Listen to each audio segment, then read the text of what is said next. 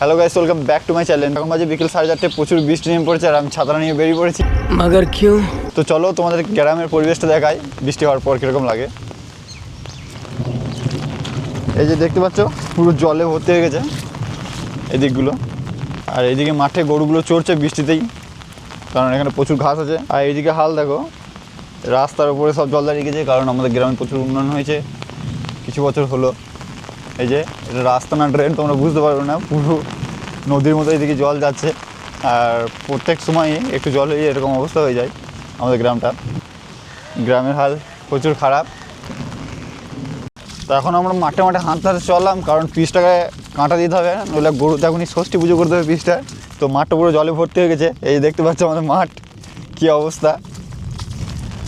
এইদিকে আমাদের আছে পিচটা তো প্রচুর জল দেয়, যে দেখতেই পাচ্ছ।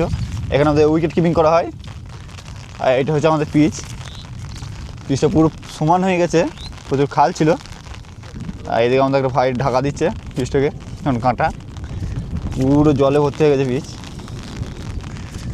আর আমার ছাতাটাকে সামলানো যাচ্ছে না, কারণ প্রচুর ঝড় দিচ্ছে। তো এখানে এখন কাঁটা দেওয়ার কাজ চলছে, কারণ এই দেখো আমাদের কিছু সঙ্গীর সাথে চলে এসছে এদিকে, কারণ এরাই মাঝে মাঝে যাবে।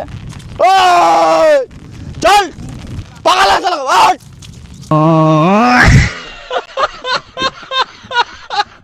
তো ক্যামেরাটা ভরে নিচ্ছি, কারণ প্রচুর ঝড় দিচ্ছে আর সামলানো যাচ্ছে না, কারণ ক্যামেরায় জল লেগে গেলে ক্যামেরাটা খারাপ হয়ে যাবে। তো ভিডিও এখানে শেষ করলাম, দেখা হচ্ছে পরের ভিডিওতে। ভিডিওটা ভালো লাগে তাহলে অবশ্যই একটা লাইক দেবে। Bye bye.